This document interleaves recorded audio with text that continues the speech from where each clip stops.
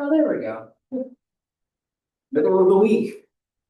Middle of week 8. We only have 2.5 weeks to go, and one of those is a holiday. Boy, one of the days anyway. So we are at the point where we're starting to wrap up content. We have the very end of this. I'm just going to kind of summarize what we've done here, ask if there are any questions, and then we're going to move on to one of our more difficult units. And we'll finish off the quarter with NP completeness and approximation techniques. Then we will go into interviewing with the last bit of time that we have. So getting the rest of the schedule for the class on people's schedules. We have our 2-week assignment that's due next week. We're going to have a follow-up to that that's implementing graph search algorithms. And there will be a small assignment related to NP completeness before we have a last exam on the last day of class. Then my plan is that there will be nothing over finals week, at least nothing that is absolutely required. I will have probably a staggered due date for that last assignment that you can submit before finals week because you've had enough time, but in the absolute worst case, I can extend it over finals in case you are swamped in that last week and don't have too much on your finals plate. But I want to make sure that both people who are swamped in finals week and not swamped in finals week have enough time to prioritize the assignment. Questions on class logistics? Yeah. So the JSON file should be out today. Yeah, I will check back in with the grader to make sure that that's fully finalized today. I was hoping to get to that yesterday, and then I was swamped in here until 7. That tends to happen. Oops. Anything else? Okay. How do we feel about flow networks? I didn't really get a chance to. This kind of ran right up against the end of class, but maybe a show of thumbs. How do we feel about both Ford-Fulkerson and Edmonds-Karp? Barely met. Okay.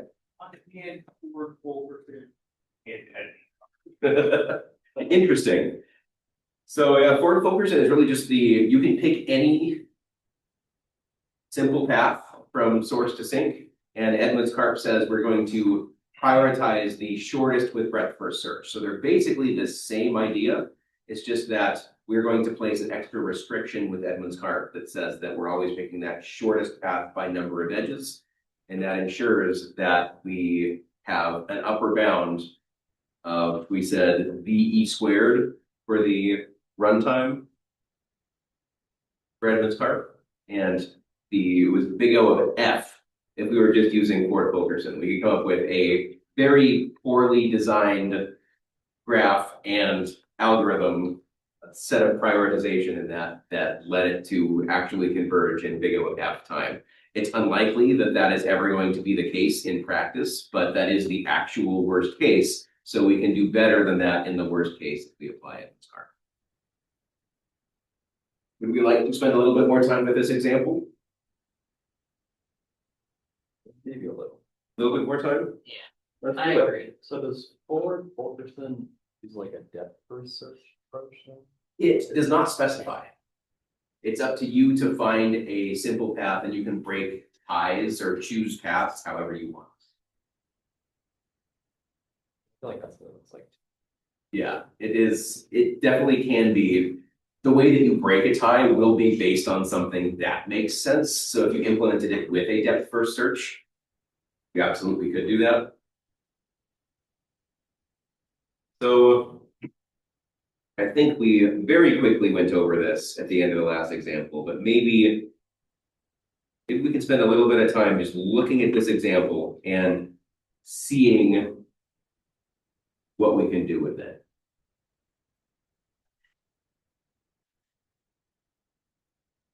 So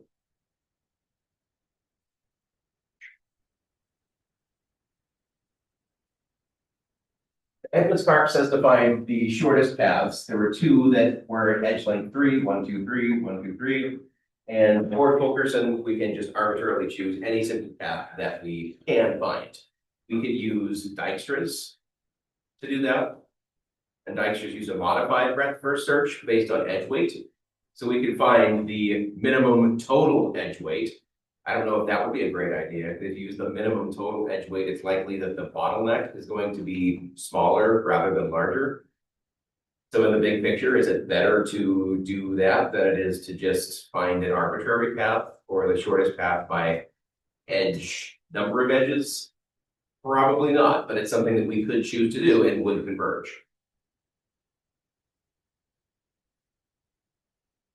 Can I get a suggestion maybe of what can I go over with this problem that would be useful to helping your understanding? We just want to kind of see it gone over again in step by step, or is there something else that we could address that is the root cause of why thumbs might be more toward the middle than the top? Anyone want to share their understanding or where they feel like they might if they could use some extra practice? The loop path. What do we mean by the loop? Like the path for the edges that we select? Blue. Oh, the blue path. Yeah, this is just arbitrarily chosen. This was, yeah, arbitrarily chosen to show a number of iterations that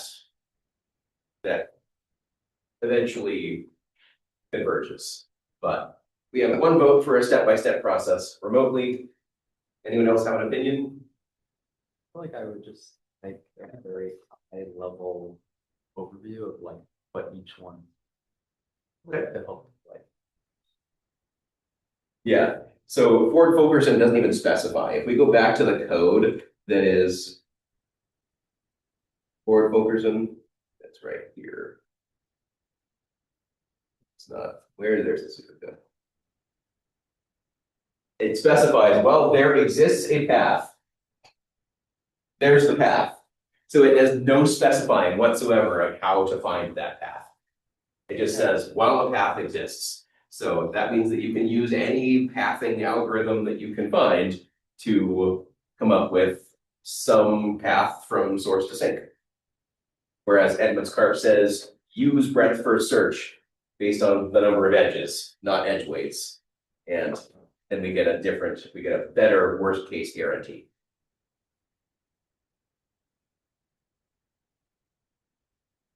It's better because it doesn't rely on the flow specifically. Yeah, it doesn't depend on the exact graph network. It's just you're using some algorithm to path from source to sink. What that algorithm is, you can slot in anything that finds such a path. Yeah, you can say whenever there are multiple edges, we're just going to explore one of them and see if we can find a path. That's kind of a depth first search style. Instead of prioritizing one or the other, you can just say, let's pick something that's random and then say we visited that edge. You do that. I'm going to go back to the problem. We have a couple of points now. So clarification on where the numbers originate from when they change. Yeah, for sure. All right.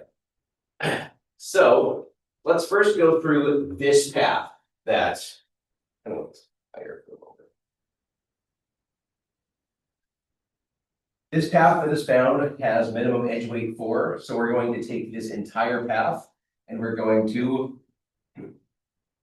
subtract 4. We're going to remember that when we have edges pointing backwards, that's the amount of flow that's being consumed, that's actually happening, and the amount that's going forwards is the amount of flow that is left that we could consume in the future. It's the amount remaining. So the truck going from S to V1 can carry 16 tons of hockey pucks. To use that and instantiate it with an actual example. When we find that there is a path from source to sink, from Vancouver to Winnipeg, that does this, we find this path, we find that we can send 4 tons of pucks along this and actually have them get them to Winnipeg. We couldn't send more than that along this path because this truck can only carry 4 tons. It's a small truck. If we ship more than that, we're going to get some accumulation at V4. We'll also get some accumulation at V1 because we ship in 16 tons every day and we ship out 12 tons every day. So every day, 4 tons are going to be accumulating at V1 if we just send 16 tons to V1. That's not great. We should send the amount that can actually get to the warehouse. Otherwise, we're spending money on pucks that sit around in storage facilities that aren't our storage facilities, they're the trucking company's storage facilities. So we're going to say 4 tons of the 16 tons of this truck space are full. 4 tons of the 12 tons of this truck space are full. Then 4 of these 9 are full, 4 of these 14 are full, and 4 of these 4 are full. When we do that, we end up with this. I was drawing with this, but we end up with this, where we end up with 4 of 16, 4 of 12, 4 of 9, 4 of 14, and 4 of 4 in use. And that leads us to now be able to draw the anti-parallel edges here that show the amount of capacity remaining and the amount of capacity that's been filled on each of those trucks going to each of those destinations. And it makes sense now, if we only ship 4 tons, all 4 tons of that reach the sink. There's no wasted puck, there's no accumulation at any intermediary location. It all gets there. There might be more that we can ship along this route, but not along this total route. We need to find a new route to send the rest of the pucks. This is just one set of a plan for how to get 4 tons of pucks from here to there on this route. So we specify that and we get to this point. So that's how those numbers are designed. That's how those numbers are found. You just find a path. Is it the shortest path? No. So we're not using Edmund's card. But it is a path that you could have found. It doesn't matter once you find a path. It doesn't matter how you came up with it. It just is. Is the blue path arbitrarily chosen? It basically is. It's arbitrarily chosen so that there are a few steps to this process. If we were using Edmund's cart, instead this would converge in 3 steps instead of what, the 5 steps that it currently converges in. So it is a suboptimal process. But Fulkerson can generate suboptimal processes like this, and you get to the same optimal answer regardless of how you pick these paths. It's greedy in that sense. You can pick any path and you'll eventually get to the optimal solution.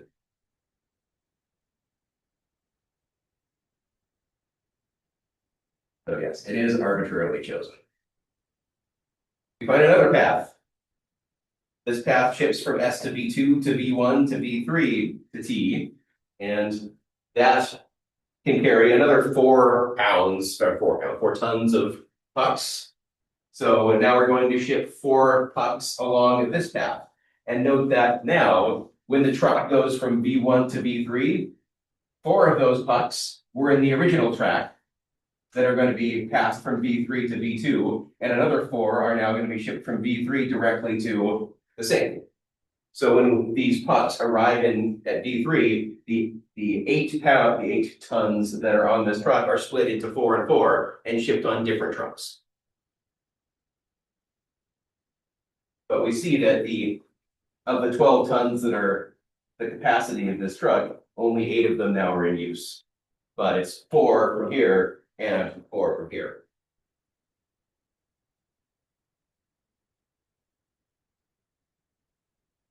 So we update all of that along this entire path. We're going to be adding back arrows and adding 4 to every back arrow. That's how we get from here down to the next one. So every arrow here now has a back with 4. Every arrow here has a back with 4. Every arrow here has an additional 4 back. 4 plus 4 is 8. That's how that back is determined. And then we have 4 back from this path as well. So we shipped 4 tons across that entire path. It just was grouped in with the other on that one edge that it shares in common. Questions about the first couple steps?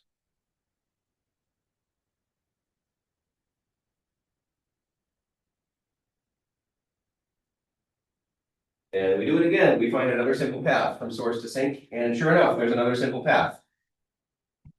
Bottleneck here is 7, so we're going to ship 7 tons along that entire path. Since we're already shipping 4 tons according to that design. So we've done that, we've done this, we do that, and we end up with the entirety of a process. When we get to this step, there is no simple path from source to sink. So there's no way if we go here, then here, then here, then here. I guess this is the final version. We can't get anything from here. So there's no, we go from S to V2 to V4, there's no arrow anywhere out of that except going back to V2. If we go to V1, now there's no escape except back to the source. There's no way to get to the sink from the source. And that tells us that we have completely optimized this process. It is greedy in that sense, yeah. It looked like in, I think it was the 3rd step, that we were using path V1, V2, second time. Yes, in part B. We use it in part A there and in part B there. So for each one, we're shipping 4 tons. I mean, between B and C, between B1 and B2. Oh, between V1 and V2, yeah. Yeah, this is basically saying that this truck can go from V2 to V1 back to V2 in the same day. So yeah, it's shipping 4 from V2 to V1, and then here it's shipping 4 from V1 to V2. So it's still a 4-ton truck. And it doesn't take all day to go from one to the other. It just, that's the capacity of the truck. So that is a great point, that this arrow flips direction when all of its capacity is filled. And now basically it's saying that once we get to, so this is saying that the truck starts in V2 and can take 4 tons to V1. But when that truck is full, we can absolutely come back from V1 to V2 with another 4 tons.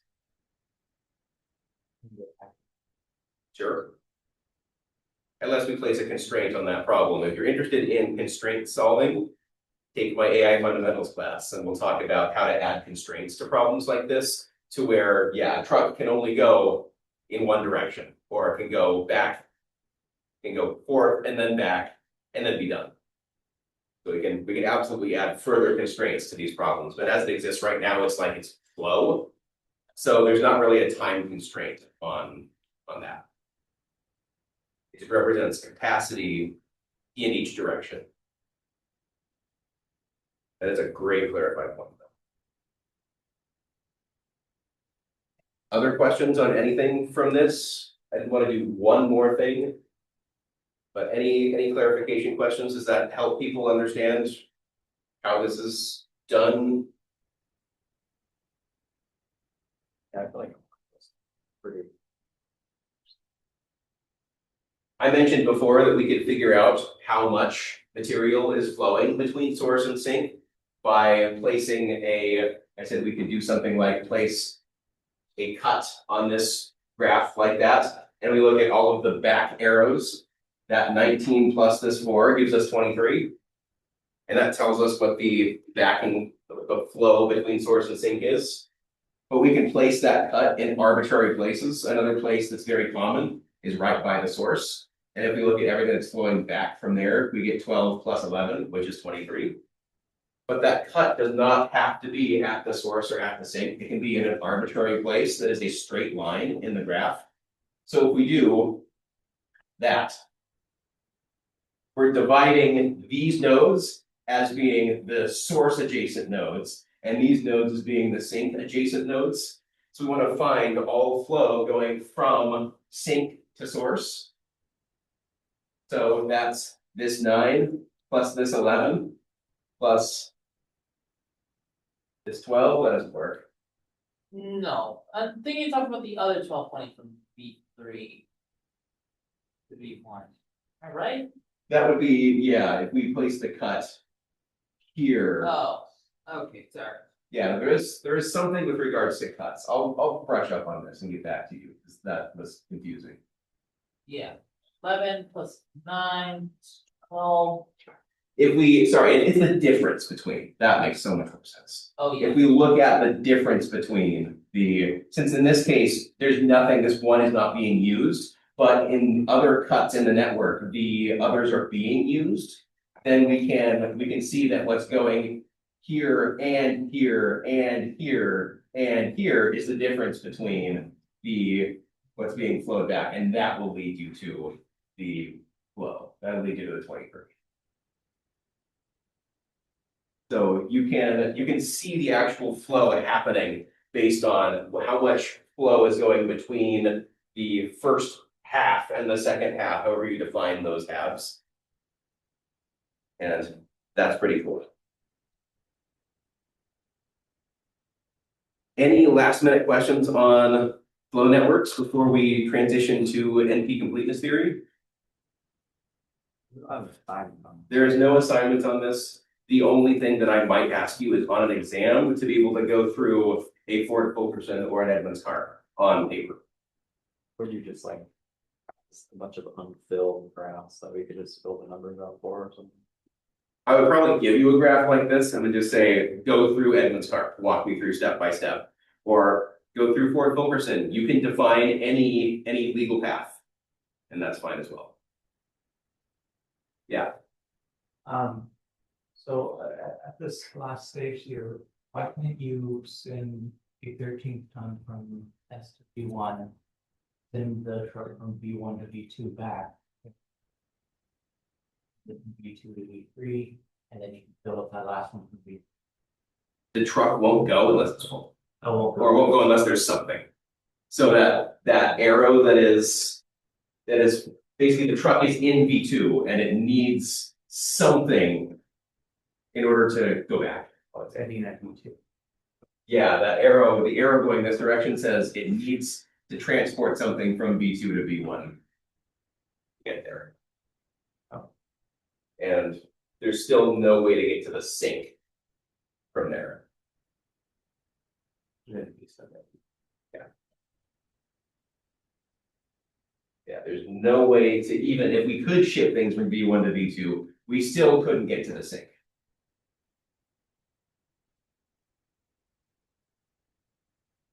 Because if we could have just passed these 2 tons here, or these 4 tons here, and then, yeah, there'd be some path that leads us to the sink from here, which there is none. We get stuck here, or we get stuck here. There's no way to get to B3 or T from the source.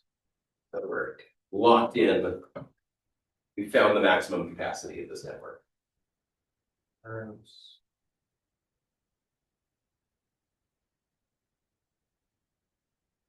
I find that drawing the backwards arrows makes a ton more sense. And you just have to kind of flip your brain to think that what's actually being used is the anti-parallel edge. And what is the remaining capacity is the forward direction. So you have to find something in that forward direction. Would you just always Edmonds carp over any path? Yes. It's going to be strictly better. Ford Fulkerson is nice to explain the idea, but in actual practice, everyone uses an optimization of Ford Fulkerson, which is Edmonds carp. We find this a lot in practice, and that's actually something I'll talk about when I start discussing NP completeness algorithms. When you find a polynomial time algorithm for something, there are very frequently updates you can make or optimizations you can find that decrease the complexity of that polynomial time algorithm. That's not the case with an exponential. Exponential is exponential, it's just bad.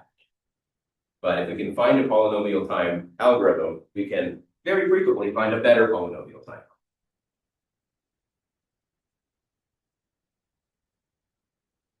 Anything else?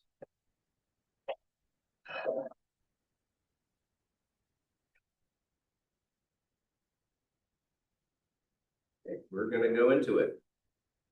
This is the last slide deck that you have? It's the last slide deck that I have prepared. I would like to also go through approximation techniques, because it's one thing to talk about NP-complete algorithms. If we just left this here, it would be left at kind of a theoretical point. And I don't like to end things with, and maybe. I like to say, here's how to take this theory and apply it and approximation techniques. We're gonna define the problem in this unit, and the next unit will be, how can we work around the problem? There is no solution to the problem, but how can we optimize? Because we need to get an answer. So how can we get an answer and then quantify how much worse than optimal our solution is? Because the optimal answer is intractable. Sounds like a hard section already. Yeah. It's gonna get worse. I apologize in advance. I've done, to the best of my ability, I have made this as accessible as I can. That said, I find that for units like this, the best interactions that I have are in office hours, as I can actually talk to you and understand what you understand, what the confusion points are. I can draw this out based on your learning styles. When I lecture something like this, it has to be targeted toward everyone in the class. And that means that it's going to be optimal for no one in the class. So please come talk to me. And I'd be happy to have that individual conversation with you. It does not mean you are struggling. It does not mean you do not know what you're talking about. It just means that I can help you better understand this. And I would very much like the opportunity to do that because it is challenging to grasp. So, beginning of the quarter, we talked about complexity, and we kind of left this big black hole of exponential bad, polynomial good. And that in general is a great way to see computer science problems. Exponential bad, polynomial can be good, can be bad, but can get better. So if we're just looking at exponential growth, if you want to be able to visualize exponential growth, I've talked about this a couple times in the class, we can look at powers of 2 and approximate them with base 10 numbers. So 2 to the 10th is about 1,000, 2 to the 20th is about 1,000,000, 2 to the 30th is about 1,000,000,000, 2 to the 40th is about 1,000,000,000,000, but we see that the input size is on the exponent. So this is an input size of 10, will take about 1,000 time steps. An input size of 20 will take about 1,000,000 time steps. An input size of 30 will take 1,000,000,000 time steps. If you can imagine this as something like the length of an array, how frequently we have arrays that are longer than 30 elements? All the damn time. Beyond 40, all the damn time. And 1,000,000,000,000 is going to take, if you have 3 billion CPU cycles per second, and you could do a calculation every CPU cycle, that's not quite possible, but that's still going to take 300 seconds, 6 minutes, 5 minutes, to get to 1,000,000,000,000, a size of 40. We had a size of 50. Now we multiply this again by another factor of 1,000. So we take 5 minutes and multiply that by 1,000, that's 5,000 minutes. That's a long time. Multiply that by 1,000, you have 5,000,000 minutes. And congratulations, you made it to an input size of 60. So it does not scale well at all. If you have an array size of 1,000, this algorithm will not terminate before the end of the earth. So there are no existing solutions to problems that we can, worst case, prove have an exponential complexity. But some of them we can't prove that that is the best that we can do, where it's kind of unknown, but it's the best that we have found so far. Question? What does NP stand for? I thought you were saying N. Yeah, it's NP. It stands for non-deterministically polynomial. Oh, okay. And I will explain all of those terms momentarily, because that is a mouthful. Yeah, it is quite a mouthful. So one place to start with this is to look at that hard problems don't necessarily look hard. They can look easy. In fact, they can look very similar to easy problems that we've seen before. I spoiled one last time by saying the easy problem is Dijkstra's. Find the shortest simple path from source to destination vertex in a graph. We can do that in big O of V times E time, which is polynomial. Go on. Do we see how that's polynomial? Yeah. There's a constant in the exponent and the variable in the base. So the big difference between polynomial and exponential is just where that constant is. If we have some constant to the n power, that is polynomial. And if we have completely backwards. The constant is in the base, that's exponential. The constant in the exponent is polynomial. So it depends on where the variable is. So if the variable is in the exponent, it's exponential. If the variable is in the base, then it's polynomial. Sorry? Yeah, they're very confusing. Yeah. Yeah, no, I don't know what's going on with my brain this morning. So this makes a lot of sense, right? If we use two different values and ask which one is larger, let's use 10 and 2 because binary and decimal are the two that we like to think about. What is 10 squared? That's 100. What is 2 to the 10th? That's 1024. So already the larger number in the exponent is bad. There is a difficult problem circulating on the internet that I have found recently that people say is an interview question. So is pi to the 3.14 or 3.14 to the pi larger?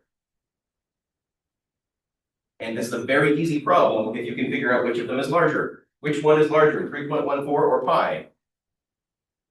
Pi is larger.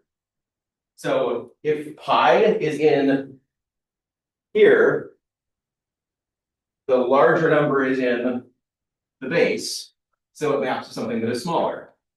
If the larger number is in the exponent, it's going to map to something that is larger as long as both numbers are above 1. So this is larger. And it's not particularly complicated. It has nothing to do with pi. It just has to do with which of these numbers is larger and which one is in the exponent. If we grow this, well, we can see that this is a little bit larger. If we take 100 squared, we get 10,000. And if we take 2 to the 100,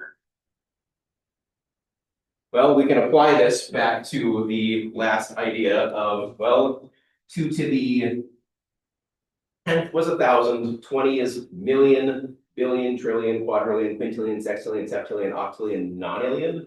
We have one nonillion, 1,000, million, billion, trillion, quadrillion, quintillion, sextillion, septillion, octillion, nonillion. Here we go. There's our difference. Holy crow. So exponential is worse than polynomial and it scales very quickly. All I've done is change the base 10 here by a factor of 10, and we went from a ratio of 10 to a ratio of yes.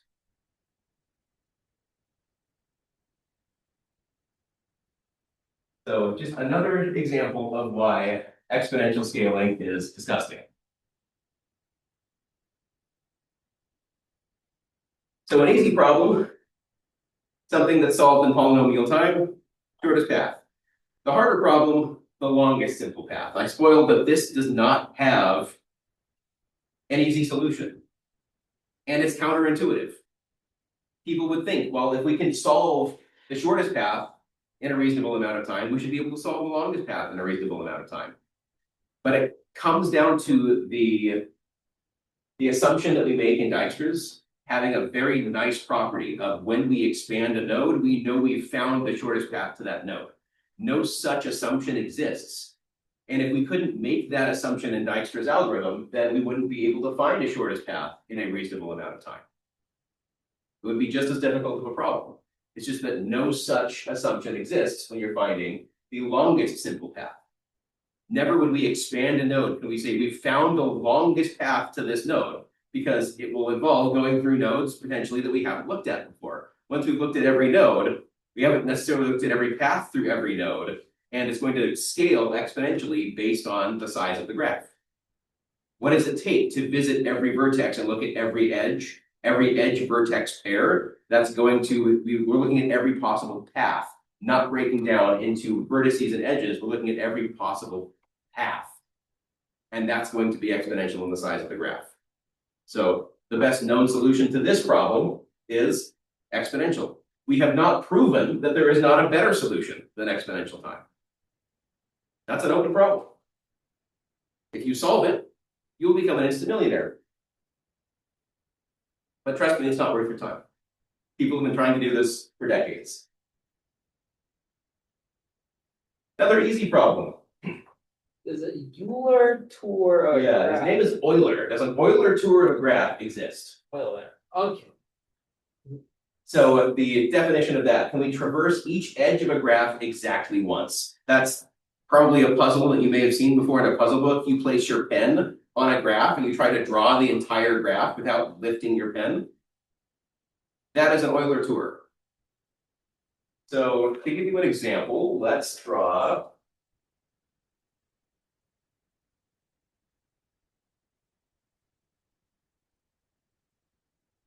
that graph. Can we draw this without lifting our pen?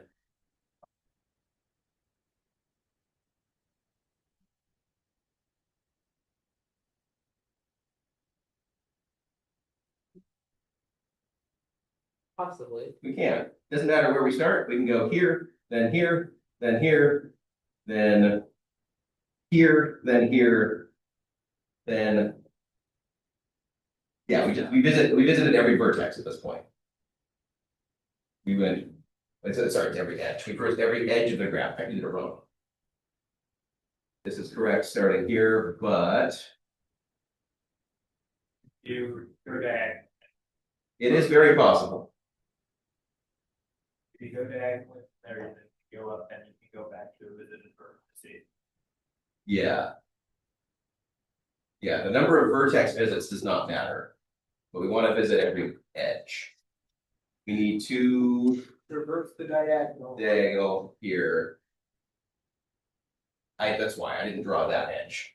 This and this edge is supposed to exist.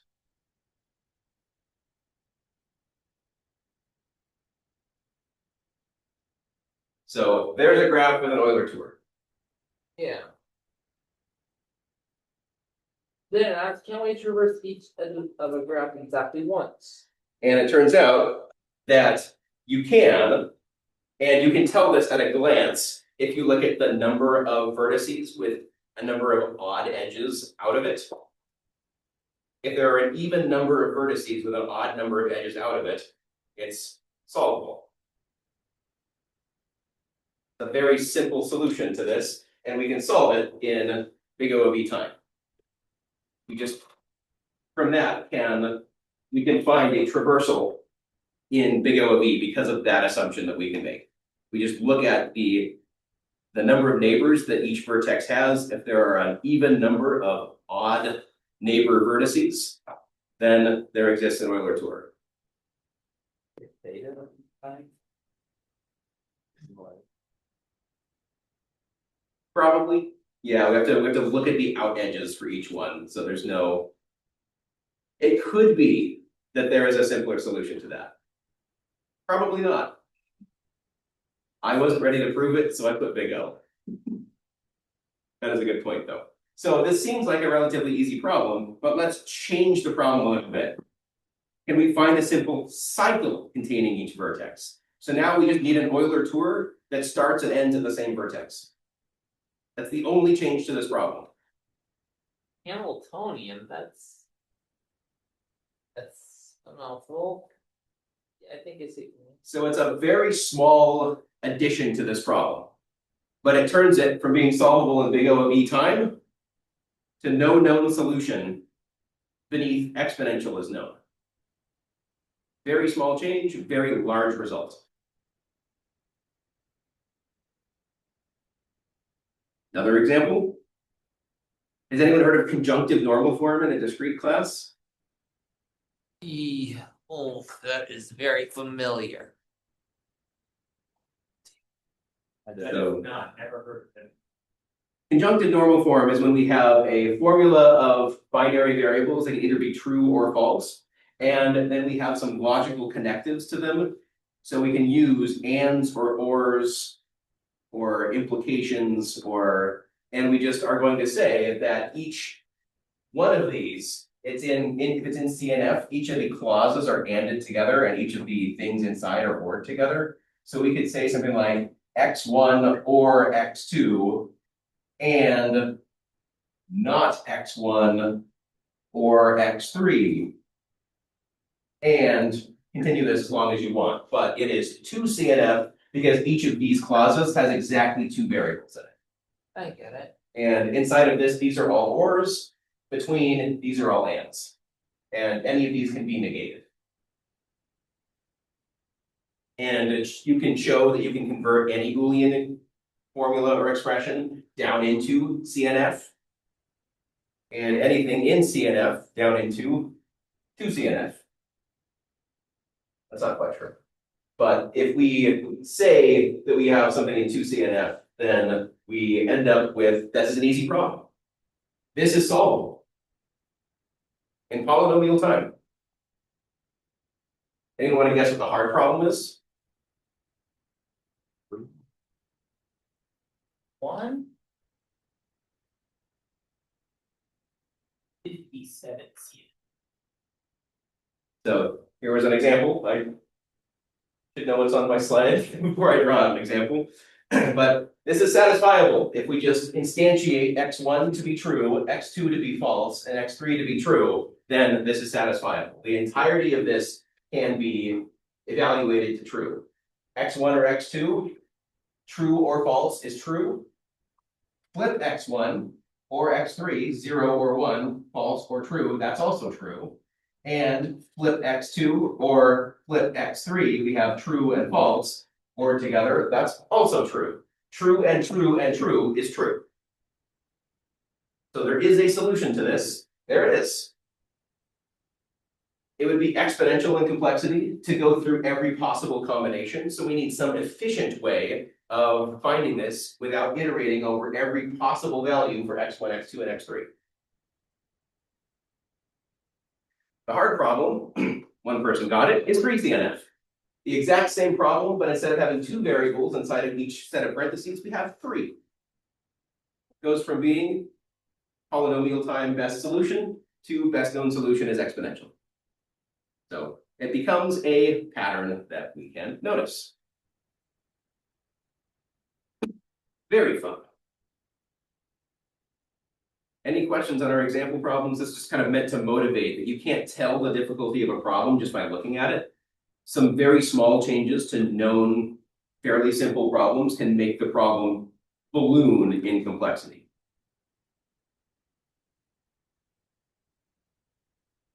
All right, let's define P, NP, and the concept of non-determinism, because this is very important. And it's also the first thing in this class that I've gone over that's directly relevant to my compilers class. So P stands for a deterministic polynomial time solution. It stands for polynomial. What do I mean by deterministic? This is every algorithm you've ever written. I think I just have to, at this point, say it's not non-deterministic, because all experience you have is with determinism. That means that every instruction is followed step by step. If I want to crack your password, I'm going to have to try every single possible password to crack your password. There is no shortcut to that. So there is a deterministic polynomial time solution if the problem is in P. So this is a set. P refers to a set of algorithms. And to be in that set, you have to have a deterministic polynomial time solution. That means if you could write a program, that program would run in polynomial time. Does that make sense to people? That a polynomial. Yeah. And if we can prove that a new algorithm has a polynomial time deterministic solution, then we can throw it in this class of algorithms.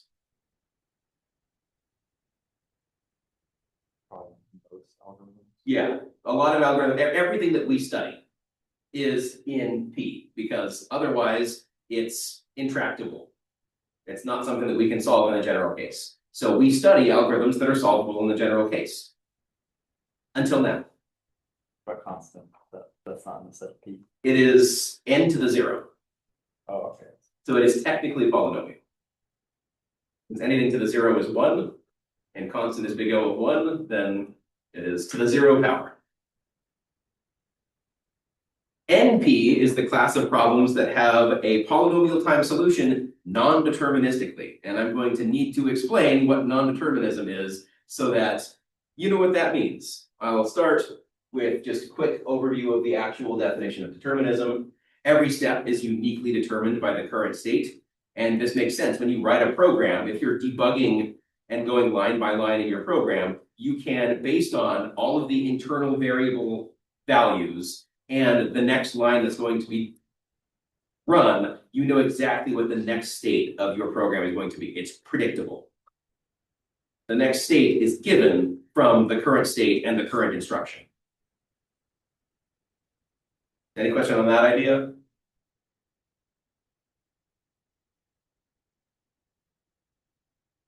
So non-determinism is much more interesting. So I give the example that I just gave. So program that guarantees that you'll crack a password of 6 characters and you have to use brute force. You have no hint as to what the password might be. What is the worst case time that it would take to crack a password of 6 characters? Let's say that passwords can only be uppercase letters, lowercase letters, or digits. If that's the case, there are 62 possibilities for each character, and nothing about a character being in the first position says anything about the character in the second position, or says anything about the character in the third position. So we have 62 to the 6th, the length of the password, number of passwords to try brute force. We'll try lowercase a, lowercase a, lowercase a, lowercase a, lowercase a, lowercase a. And we'll try 5 lowercase a's and a lowercase b, 5 lowercase a's and a lowercase c. A lot of options here. We would have to try every single one of those, and in the worst case, it's the last one we try. So 62 to the 6th. With non-determinism, there is not just a single possible next step. There are multiple possible next steps. So I like to think about non-determinism in a few different ways, and I will present a few different ways for the last couple minutes of class here. So there are 3 ways that I have thought of to understand non-determinism. The first is that you're going to automatically select the appropriate next state. So if I'm cracking your password, rather than having to iterate through all of the possibilities for the next character, I'm just going to select the correct next character, whatever that character happens to be. If that seems like I'm waving a magic wand, I am. There are 62 possibilities, but in some world, I select the right one. This is my least favorite way of thinking about non-determinism. Another way to think about non-determinism is that you have, instead of searching, you can do those searches at the same time. And my favorite way of thinking about it is to tie it to the concept of parallelism. So if you've ever written a multi-threaded application or know that you can run different pieces of code on different threads in your CPU, now imagine your CPU has infinite cores. And you could arbitrarily branch your program to as many children as you needed to solve the problem. So when I'm cracking your password, the first thing I would do is I would fork 62 children and say the first character is a different character on each of those threads. Then for each of those threads, I would say fork into 62 children for the second character. And for each of those threads, I would fork into 62 children. And now we have a massive tree, but since we have infinite parallelism, they're all running at the same time. So instead of having to guess, select the next one, guess, select the next one, guess, select the next one, we have enough compute power to just run this all through 62 to the 6th threads. How long does it take to crack your password? It's based on the length of the password. Since we have infinite parallelism, we have no machine that can do this. We're always capped on the number of threads that we can run, but theoretically, if we could have a CPU with unlimited threads, then that would change how we compute things. Instead of having to search for solutions, you just create enough threads to solve the problem efficiently. So that's the concept of non-determinism. It's a theoretical concept, but it's not completely theoretical in that it's not that far-fetched. We just need more compute power. Yeah, Is that kind of what, it's actually not. I get that question fairly frequently, and it's a great question. But quantum is somewhere in between. It's able to take a deterministic solution and make it more efficient, but it does not simulate the concept of non-determinism. Yeah, So we should just think of non-determinate as all, as basically just doing all answers to the next step in a password simultaneously. yeah. So yeah, the last way is to think about verification. So instead of hacking your password, you tell me your password. How long does it take for me to verify that you told me the correct password? As long as it takes for you For me to find enter the password, which is based on the length of the password. It's exactly the same idea of exploring that in infinite parallelism. If you just tell me the right answer, I can verify it. How long does it take me to verify the answer? So the theory goes down that route. The book talks about that way of thinking about non-determinism. I know I'm over by a little bit. This is an important concept. Just that I like to think about it in terms of parallelism. I think that visualizes it better for me. But if you think about it in terms of a verification algorithm as well, that works for a lot of people, and it's how the book explains it. So I think I will leave it there and come back to explain this idea and make you think more next time. But it's an interesting way to think about computation if you have infinite parallelism. I'll see you tomorrow for that. Oh, alright, now would be a good time to tell you what we need to talk about.